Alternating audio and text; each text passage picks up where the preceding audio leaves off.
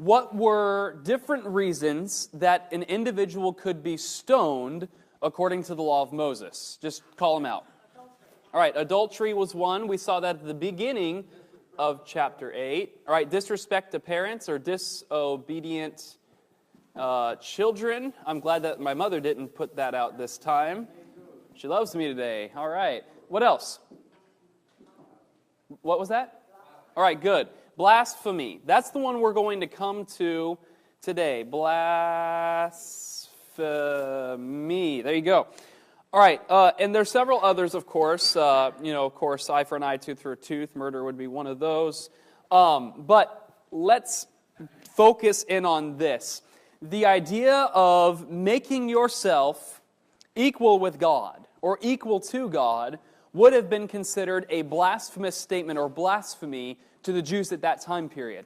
And yet what we're going to see at the end of John 8 is Jesus is going to make a statement that is going to seem very impossible because we're here, around, 30 or 31 AD.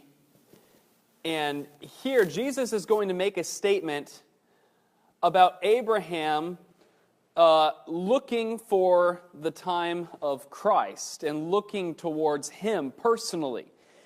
And the Jews are going to say, you're not even 50 years old, and yet you know Abraham. And that's when Jesus is going to make a statement that we're going to look at here that's very profound.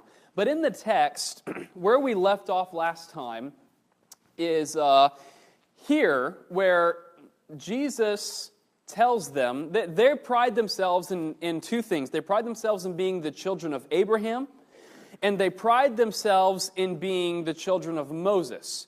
Abraham was considered the father of faith, and the first one of their kind in their obedience to God. Moses, of course, the author of the law. And so those were the two that they looked towards and that they honored. And so they are going to answer Jesus that Abraham is our father. Now, when they say that, they're not necessarily referring to faith. How are they referring to Abraham being their father as the Jewish people? Yeah, they're talking genetically that Abraham is our descendant, right? Or is our forefather. We are his descendants, okay? And so, Jesus is going to answer them. And he says, if you were Abraham's children, then you would be doing the works that Abraham did. But now you seek to kill me, a man who has told you the truth who has told you the truth that he heard from God. Sorry, our PowerPoint's cut off. This is not what Abraham did. You are doing the works your father did. And so Jesus is going to make an accusation here. And again, the works that Abraham did. Remember earlier in John 7, they were talking to Jesus about what works should we do, in John 6, what works should we do? And the work that he called them to do was to believe in the Son. What was the great statement made about Abraham? What was his great work towards God that Paul focuses in on in the book of Romans? That Abraham believed God and that it was counted to him as righteousness. That Abraham's faith in action, as James would go on to describe in James chapter 2, was that which would make someone truly, actually a descendant of Abraham. It wasn't so much about genealogies and being an actual physical descendant of Abraham. What Jesus is pointing out is the true children of Abraham are those that, like Abraham, put their faith and hope and trust in God and act on that faith. And that is the work that he called them to do. In John 3, we're going to look at this in just a moment. By this it is evident, those who are the children of God and those who are the children of the devil. Because to combat their response, Jesus is going to accuse them that their father is not Abraham, but that their father, in fact, is the devil. In Galatians 3, verse 7, then it is those that are of faith who are the sons of Abraham.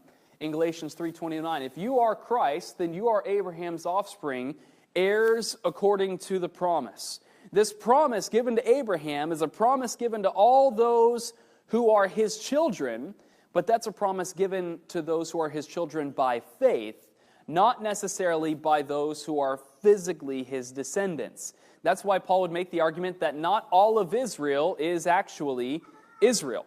There's a distinction there. There's a separation there. And so they make this statement in retort that we were not born of sexual immorality. We have one Father, even God. In other words, we are not like the Gentiles. We're not like the Samaritans. We aren't a heathen people. We belong to God. And this is how Christ responds. He says, if God were your Father, you would love me, for I came from God and I am here. I came not on my own accord, but he who sent me. Why do you not understand what I say? It's because you cannot bear to hear my word. You are of your father, the devil, and your will is to do your father's desires. He was a murderer from the beginning and does not stand in the truth because there is no truth in him. When he lies, he speaks out of his own character, for he is a liar and the father of lies. But because I tell you the truth, you do not believe me. And now Jesus makes a very interesting statement. He says, which one of you convicts me of sin? And that's a very bold statement, because remember earlier in this chapter, when the woman had committed adultery, Jesus made the statement, he who is without sin cast the first stone. What did each one of them do, beginning with the older ones? They dropped their stones because they were convicted themselves of their own sinfulness. Here, Jesus poses the question back to them, and he says, which one of you convicts me of sin? And that's a statement that Jesus is making also about not only his deity, but also about his sinlessness. Jesus' statement here is that there is no accusation that they could bring against Jesus. We're going to see in chapter 9 that they're again going to try to make Jesus out to sin in the way that he broke the Sabbath. But was Jesus actually breaking the Sabbath? No, Jesus is Lord of the Sabbath. And Jesus had demonstrated, you who circumcise on the Sabbath to keep the law of Moses are going to condemn me who makes a whole man's body whole on the Sabbath? That just doesn't make any sense. And so Jesus makes this statement which declares his own perfection, though he walks in the flesh. And he says, if I tell the truth, then why do you not believe me? Whoever is of God hears the words of God. And the reason why you do not hear them is that you are not of God. Here we're getting into some statements about what we would read the apostles to write about in some of their letters and their epistles. That because they would not listen to the truth, that God would send them a strong delusion that they might believe in it. If you refuse to believe in the truth, the only alternative you have is to settle for a lie, is to believe a lie. And here the Pharisees and the Jews love the glory of man more than the glory of God. And though Jesus is the Messiah, and though Jesus is speaking the truth, because they did not like what Jesus had to say, they're going to try to find a way to pin him as the one who is in error so they can condemn him and get rid of him. And that's what happens a lot even in our culture today. If you don't like what someone is saying, even though it's true, a lot of times people will act defensively and they will try to attack that individual's character or something about them, spin it back on them to try to make them look like the evil one or the bad guy, when that's not the case at all. The truth is, they don't want to listen to the truth. They would rather believe a lie, and so they will do whatever they can to try to justify themselves in that lie. That's what we're going to see here with the Pharisees. They're going to respond back to him. And I want you to notice this statement. This is a little crazy. And again, remember, in the book of John, we never see any recording of demon possession. That's only found in the Synoptic Gospels, which is a really interesting thing about the book of John. The only references we see to demon possession are accusations made against Jesus. Now again, remember just a moment ago when Jesus said that you were not of your father Abraham, their response is, well, we were not born in sexual immorality. Our Father is God. Their response to Jesus is, are we not right in saying that you are a Samaritan and have a demon? They're just pulling out any kind of accusation they can make against Jesus. They're saying, well, the way that you're speaking, obviously you must be a Samaritan. You're not really a Jew. You don't actually believe in the law. You reject the history that we understand. You reject the worship place that we have. Or even worse yet, you must be demon-possessed, Jesus. No one would say these things unless they are demon-possessed. And so Jesus responds, he says, I do not have a demon, but I honor my Father, and you dishonor me. Yet I do not seek my own glory. There is one who seeks it, and he is the judge. That would be the Father. Truly, truly, I say to you, if anyone keeps my word, he will never see death. All right. Now, if you're listening to Jesus speak, has Jesus made a lot of statements before that are not necessarily physical in nature, but if you take them to mean in a physical way, they're a little ludicrous. John chapter 4, when he's talking to the Samaritan woman at the well, what did he say about the water he has to offer? He says it's living water, and if you drink of it, you will never thirst again.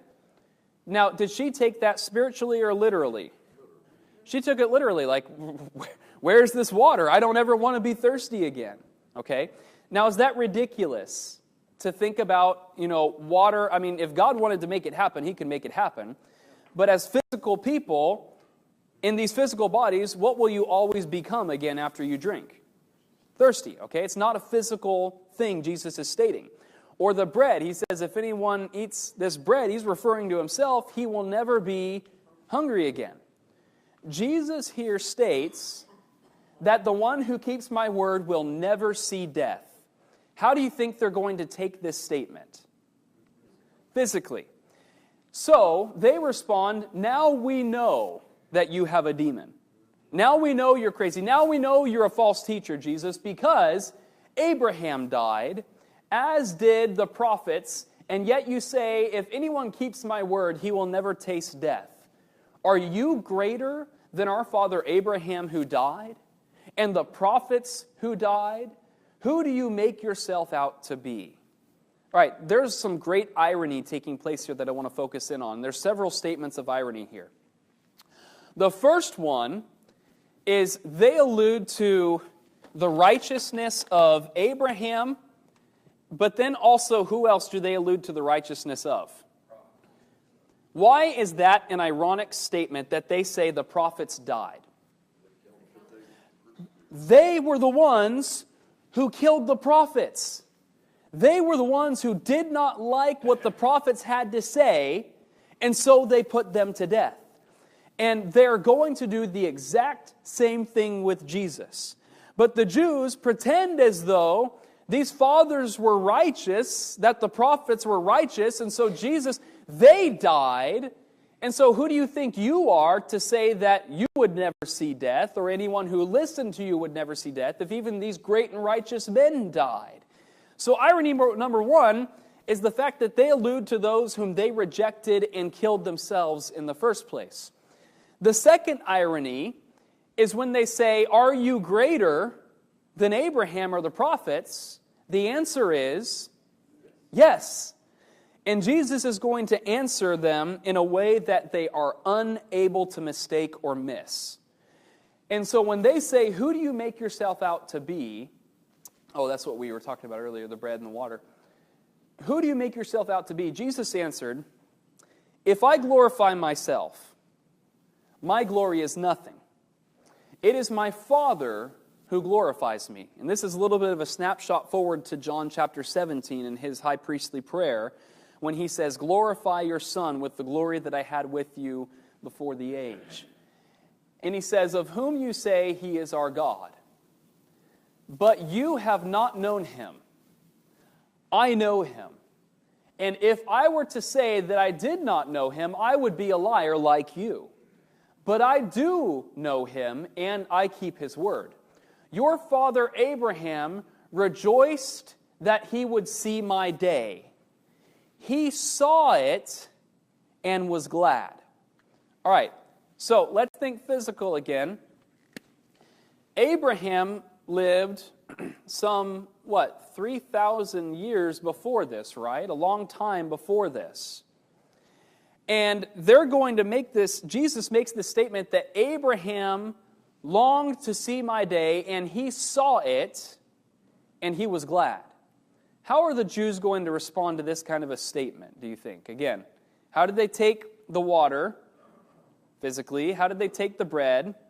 Physically. How did they take death? Physically. They respond, you're not yet 50 years old, and yet you've seen Abraham? And so they're trying to mock him here. What do you mean you've seen Abraham, that Abraham saw your day and was glad? How could Abraham see you? You're not even 50 years old, Jesus. You're 30 years old. You did not come on the scene until long after Abraham was. So what are you talking about? This is where Jesus is going to make a statement where all this is going to tie together. Jesus responds, and he says, truly, truly, I say to you, before Abraham was, I am. All right, now let's put on our Old Testament Bible student caps here. Go back to the burning bush. Go back to Exodus, when the Lord appears to Moses in the burning bush, and he tells him to go and bring his people out of bondage, right, to deliver them out of Egypt. And Moses asks a question, and he asks the question, who am I to tell them who sent me, when they ask? And do we remember his response? Moses says to God, if I come to the people of Israel and say to them, the God of your fathers has sent me to you, and they ask, what is his name? What shall I say to them? And so God said to Moses, I am who I am.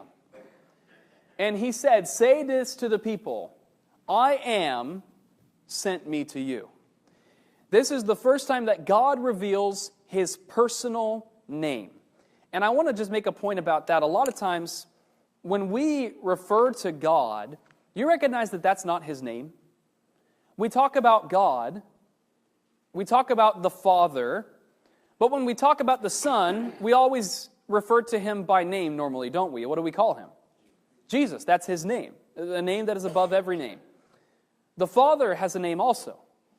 God, as a whole, as the unit, the Father, the Son, the Spirit, has a name.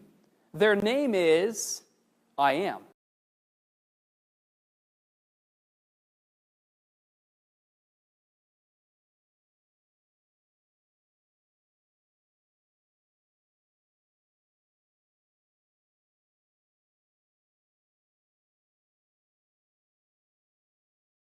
That in the beginning, God created the heavens and the earth. That before the earth was in existence, who was already in existence? God. When did God have beginning? He never did. What Jesus makes a statement about here is twofold. He makes the statement that he is eternal. By referring to himself as I am, before Abraham was, I am, he refers to himself as being present long before he was present in the flesh. And that's how the book of John begins, isn't it? In the beginning was the Word was with God, and the Word was God. Abraham had association with the Word long before the Word ever became flesh and dwelt among us. Abraham had association long before his name was ever Jesus. And so when Jesus makes this statement, he's appealing to his eternal nature, but what is he also doing in saying before Abraham was, I am? This is the ultimate form of their understanding of blasphemy. He doesn't just say that he is like God. He takes on God's personal name and says, before Abraham was, I am. That this is my name. That when you look to Moses and read the Scriptures, you're reading about me. Those are my words to Moses. When you read about the promises given to Abraham, those are my words given to Abraham. Jesus, without a shadow of a doubt, here, and this completely dismisses all arguments by other religious organizations that claim that Jesus is not equal with the Father or that Jesus is not God. It's plain as day here. Jesus says, I am. This is my name. I am God. And when they hear this, notice their response. They understood Jesus to mean exactly that, because look at their response in verse 59. So they picked up stones to throw at him.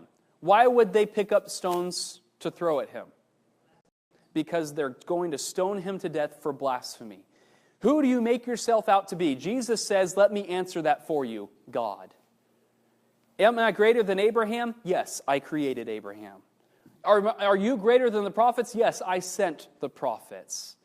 Jesus makes his ultimate claim to deity here in John chapter 8, and it cannot be wiggled around. Jesus is God.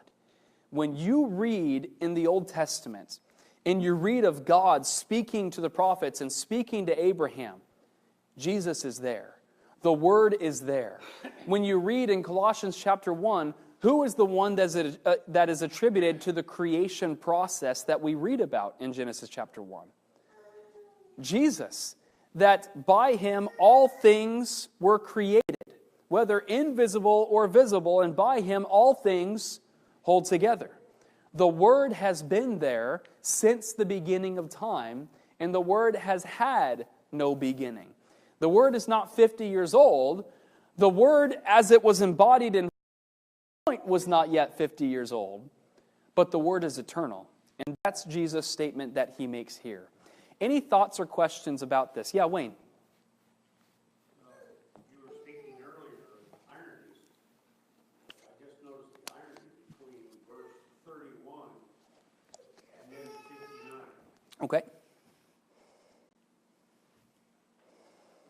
In verse 31, he says, the Jews who had believed in him... So he was saying to those who had believed in him, Mm-hmm. when you go to 59 and you're picking up rocks, you're going to kill Right, right. So you have just a stark or a straight contrast there. Well, it's funny that this group didn't seem like it changed.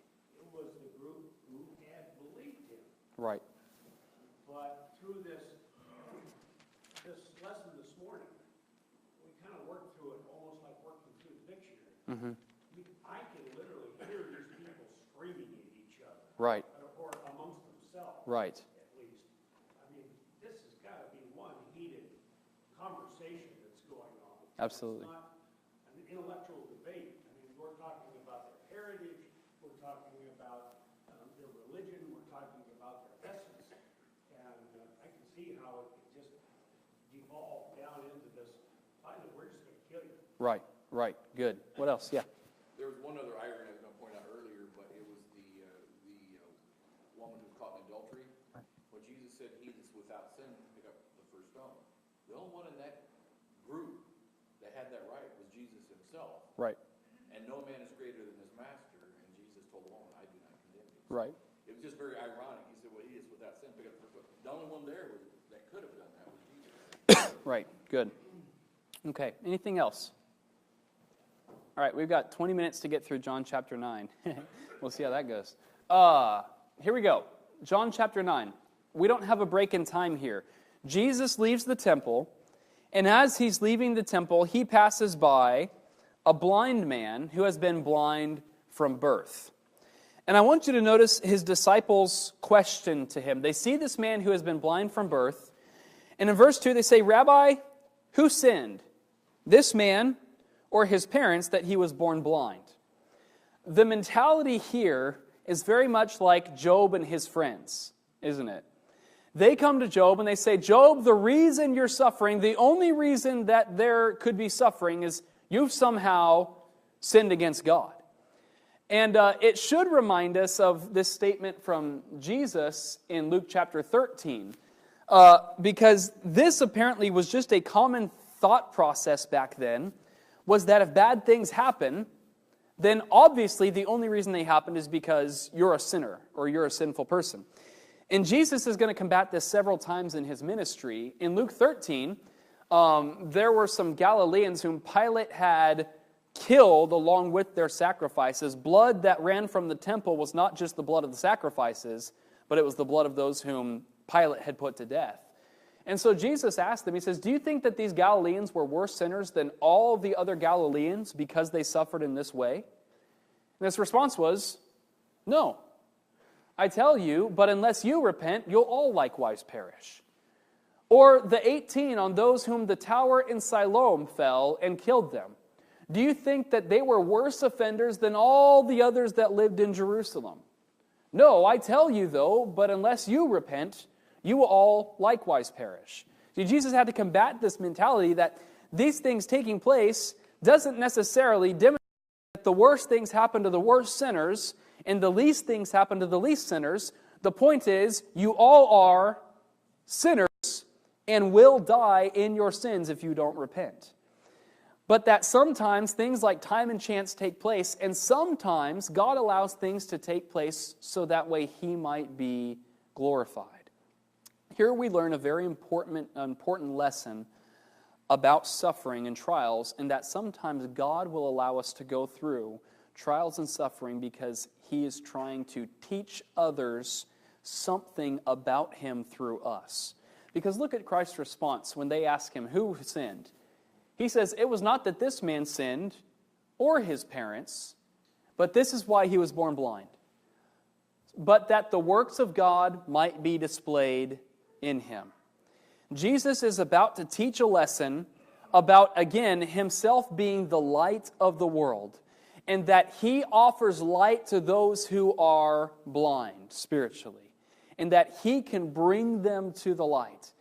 And so it's amazing to think of God's wisdom and God's foreknowledge to know that at some point in Jesus' ministry, Jesus would walk by this man and be able to use him to teach a spiritual lesson. And so from birth, God decided this man would be born blind so that Jesus might teach a lesson through him.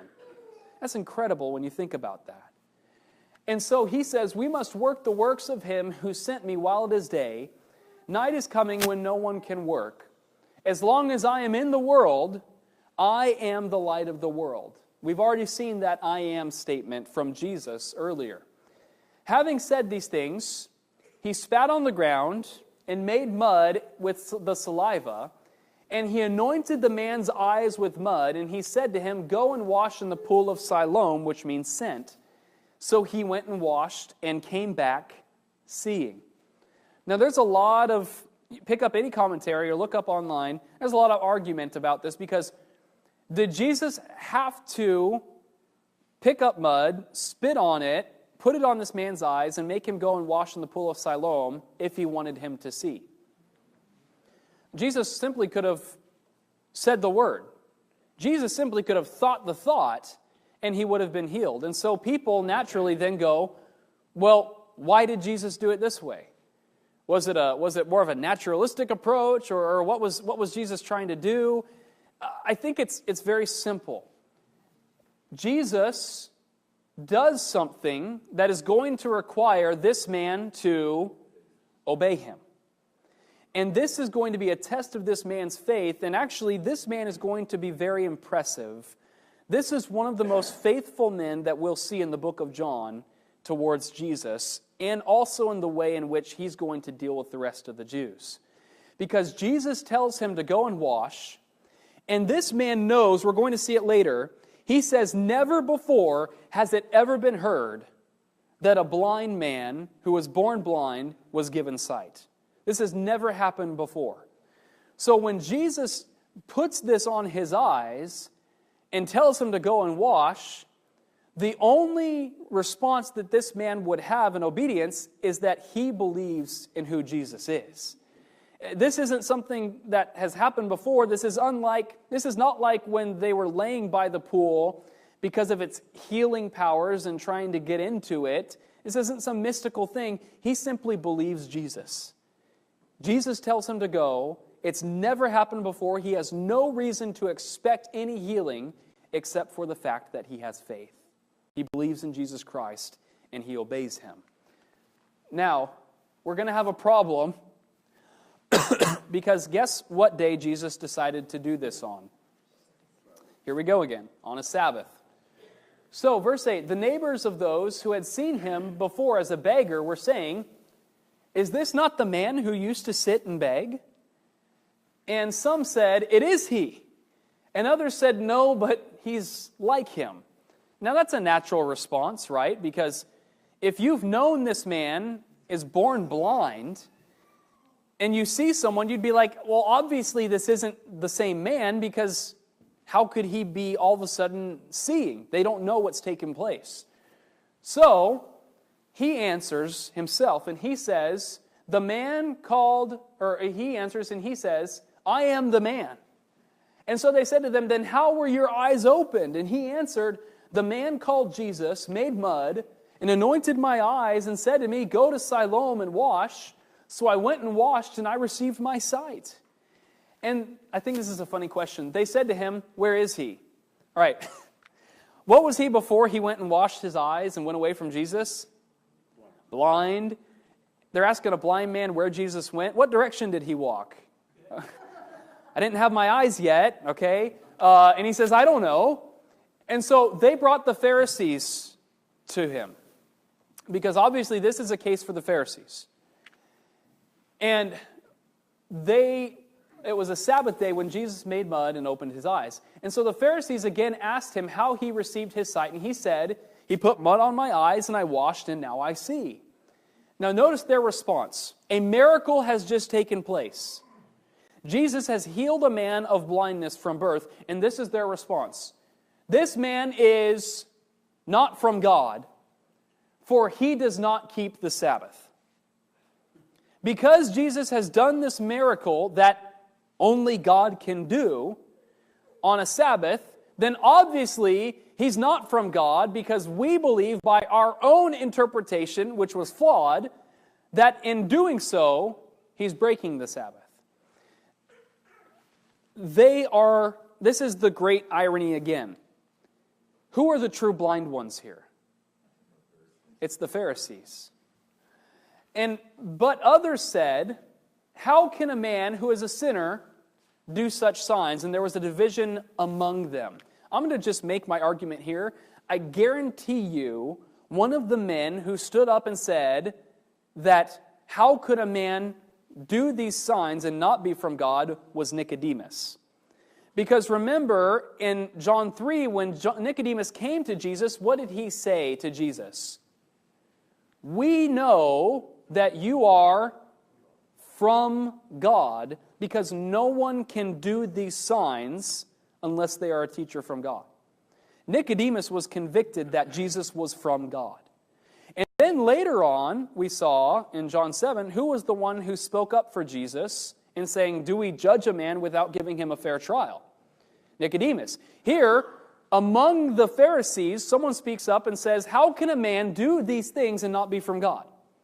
I guarantee you one of those men was probably Nicodemus. And so there's a division among the Pharisees. They're arguing with each other.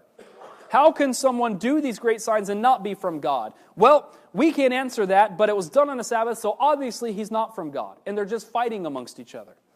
So, what do? Again, they say to the blind man, "What do you say about him since he opened your eyes?" In other words, well, who do you think he is? And he responds with, "He is a prophet." This man has come to the conclusion that Jesus is a prophet, at least. And the Jews did not believe that he had been blind and had received his sight until they called the parents of the man who had received his sight. They still think this must be an impostor, because this is impossible. Jesus can't be healing blind men. It just goes against what we understand. So they bring his parents in, and here we come across perhaps some of the worst parents you can read about in the Scriptures. Because they're willing to put their son to task for the sake of their own reputation. I want you to see this. They ask him, "Is this your son, whom you say was born blind?" In doing that, what are they actually accusing them of? That you all are in on some kind of thing here. You've planned this from the beginning. He's been pretending to be blind for, 20, 30 years. And how is it now that he sees? So they respond with, "We know that this is our son, and we know that he was born blind. But how he now sees, we do not know, nor do we know who opened his eyes." Now notice their response. They say, "Ask him. He's of age. He will speak for himself." His parents said these things because they feared the Jews. For the Jews had already agreed that anyone who should confess Jesus to be the Christ was to be put out of the synagogue. Therefore his parents said, "He's of age, ask him." They were unwilling to come to the conclusion about who Jesus is, even though Jesus just did this miraculous thing for their son. They're too worried about their reputation that they put it back on their son and say, "Just let him deal with this. You put him out of the synagogue." I mean, what terrible parents to do this. And it reminds us of later on in John chapter 12, after Jesus told them to do the works that they should, the works of belief. Isaiah said these things, that they were blind, because he saw glory and spoke of him. Nevertheless, many of even the authorities believed in him, but for fear of the Pharisees they would not confess it, so that they would not be put out of the synagogue. For they loved the glory that comes from man more than the glory that comes from God. It's gotten to the point that if you believed in Jesus Christ, even though Jesus was working miracles and confirming his deity and who he was, if you made the statement that you believed in Jesus, you were blackmailed and blackballed as a Jew. You were kicked out of the synagogue. Your reputation was tarnished. You likely could have lost your job and your position amongst the community. I mean, the Pharisees were using everything they can in their power to keep people from believing in Jesus Christ. It's going to be so ridiculous later on that Jesus is going to raise Lazarus from the dead. Okay, if someone raises someone from the dead, you would think that's enough evidence to get someone to look at this and go, maybe I should be listening to this man. Their response is going to be, we need to kill him now, because if he keeps doing things like this, everybody will believe in him. Do you see the disconnect there? They are so blind to what Jesus is doing, and that's what this whole chapter is about. They are so blind spiritually, they cannot see the light of Christ. And the great irony is, here's a man who is physically blind, and yet because of his humility, he is going to see the light of Christ. Not just physically, but he is going to see. And so they turn back to the man, and in verse 24, they ask him a second time. They called the man, they said, "Give glory to God." In other words, stop lying. "We know that this man is a sinner because he breaks the Sabbath." And so his response is, whether he's a sinner, I do not know. But one thing I know, I was blind, now I see. His argument here is, whether he was a sinner or not, I have no idea. I can't tell you anything in regards to that, but I'm just going to look at the evidence here. The evidence is, I was blind, and now I see. So what does that tell you about him? That must tell you that this man is from God. They're going to respond to him, what did he do to you? How did he open your eyes? Now, did they already ask him this question? Why are they asking him this question? They're trying to find something to trap him in. They're continuing to try him because they don't believe he's telling the truth. And so finally he responds, he says, "I've told you already and you would not listen." All right, immediately is he in hot water with the Pharisees after this statement? Okay, you don't start telling the leaders of your people, the ones who have authority to put you out of the synagogue, you just refuse to listen. You just stubborn people. And he says, why do you want to hear it again? Do you also want to be his disciples? All right, that statement is not meant to be a legitimate question. At this point, he is challenging them and mocking them because he knows they don't want to be his disciples, but what he's calling them on is their blindness, that they're unwilling to see the evidence. He says, here's the deal. I was blind, now I see. I'm hearing what you're saying, but you are not hearing what I'm saying. You are not willing to listen. Oh, maybe, I know why you're asking it. Maybe you want to be his disciples. So they respond, you are his disciple. And here's the irony. But we are the disciples of Moses. No. If you listened to Moses, who would you listen to? Jesus. They're not even disciples of Moses. They're making accusations that are not from the law. They're making laws that are not from the law. They are their own disciples in many ways. And they say, we know that God has spoken to Moses, but as for this man, we don't know where he comes from. The man answered, why, this is an amazing thing. You do not know where he comes from, and yet he opened my eyes. We know that God does not listen to sinners, but if anyone is a worshiper of God and does his will, God listens to him. Never since the world began has it been heard that anyone opened the eyes of a man born blind. And if this man were not from God, he could do nothing. This man very emphatically takes the side of some of the other Pharisees when they were arguing with each other, which is, if this man were not from God, I would still be blind. The fact that this man has the power to give me sight demonstrates that he is from God. Their response is, you were born in utter sin, and yet you would teach us? And they cast him out. Look at their pride and their arrogance. You were born in utter sin. Now, was that a true statement? No. That was a false teaching that they had, and Jesus corrected it in the beginning. His disciples said, well, who sinned, this man or his parents? Jesus said, neither one of them. This was to teach a lesson. And yet they tell him, how dare you accuse us? You were born in sin, and yet you're going to teach us? Their pride and their arrogance is what left them blind. And so this is how the chapter ends. Jesus heard that they cast him out, and so he comes and he finds him again, and he asks him, he says, do you believe in the Son of Man? Some other manuscripts read, do you believe in the Son of God? And he says, who is he, sir, that I might believe in him? And Jesus said to them, you have seen him, and he is speaking with you. And he said, Lord, I believe. And he worshiped him.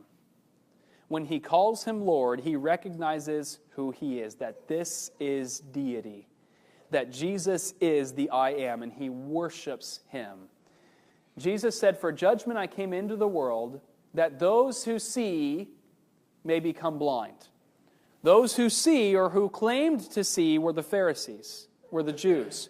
This is Romans chapter 2, when Paul talks about you who are a light to the world and teachers of all those, and you who condemn these things. Do you not actually do these things yourself? Do you not teach yourselves?